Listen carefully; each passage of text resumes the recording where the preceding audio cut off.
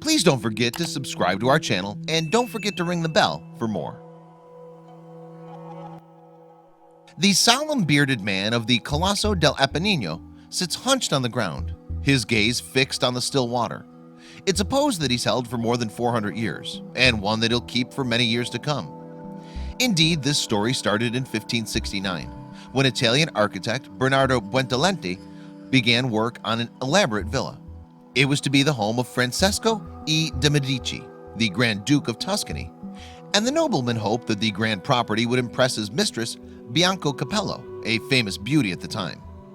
In fact, the resulting Villa di Pratolini in Vaglia, Italy, became known for its wonderful gardens, which were built in a classic mannerist style. They included many features designed to delight and entertain guests, such as cooling fountains that sprayed over visitors' heads and the various often ingenious water-operated machines. Chief among its most celebrated features, though, was the giant statue known as the Colosso del Apennino, and although the villa itself was demolished long ago, this striking sculpture still remains. What's more, the incredible ancient statue's stalactite-coated exterior hides a mysterious network of hidden rooms that few know about today. Indeed, carved out of its back as well as into the mound in which it sits are a series of tunnels and chambers. A nondescript door located at the rear of the statue is the only clue to the wonders hidden within. In the past, visitors would have climbed through the dark opening and emerged amazed in a magical grotto-like space. Certainly, the rooms within the Colossus were designed to add a whole new level of excitement and adventure for visitors to the gardens. The walls were adorned with shells and semi-precious stones, for example, while some of the chambers featured beautiful painted frescoes. Additionally, there appears to be more to this awe-inspiring statue at every turn. In fact, as well as the obvious external fountain that spouts water from the serpent's head, there are two further secret fountains hidden inside. One of them is dedicated to Thetis, a Greek goddess of the sea.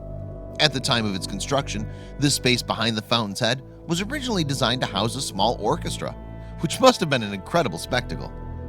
Another chamber, meanwhile, features a fireplace and is built into the space behind the Colossus's head. When a fire was lit, smoke would billow out of the statue's nostrils and no doubt amaze unsuspecting visitors down below. For the lucky few able to gain entry into this enchanting wonderland, then, the magic never stopped. Just imagine being in here when an organ powered by water would play music to its guests, surprising them with jets of water. The entire structure, though, was built in 1580 by the famous Flemish sculptor Giambologna. It is also known as the Apennine Colossus and was constructed from brick and stone on top of vaulted rocks overlooking a small lake. Indeed, it towers over the gardens at 35 feet tall. Interestingly, the artist Giambologna was one of the Medici family's most highly regarded assets in the mid-16th century. In fact, he was barred from ever leaving Florence, Italy, and was responsible for creating many of the city's most famous artworks. But it's the Apennine Colossus that's renowned for being one of his more curious creations. The statue, for instance, is thought to serve as a visual representation of the complicated relationship between nature and man. Its great size is believed to indicate the colossal importance of that relationship, one that some might say is bigger than reality itself. Over the centuries, though, the Colossus has seen many changes in the gardens it watches over. Indeed, after Francesco died in 1587, the Villa di Pratolini fell into disrepair. And by the time the 18th century rolled around, many of the garden sculptures were relocated to the Boboli Gardens in Florence. Then, at the beginning of the 19th century, the villa began to work its charm on the latest generation of aristocracy. Certainly, the Tuscan Grand Duke Ferdinand III, inspired by its romantically overgrown state, decided to knock down the villa and transform the grounds into an English-style landscape garden.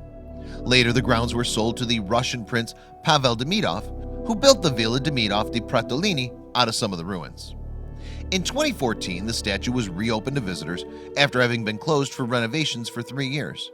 The stone was cleaned to look as it would have when it was first built, and the exterior fountain was restored to working order.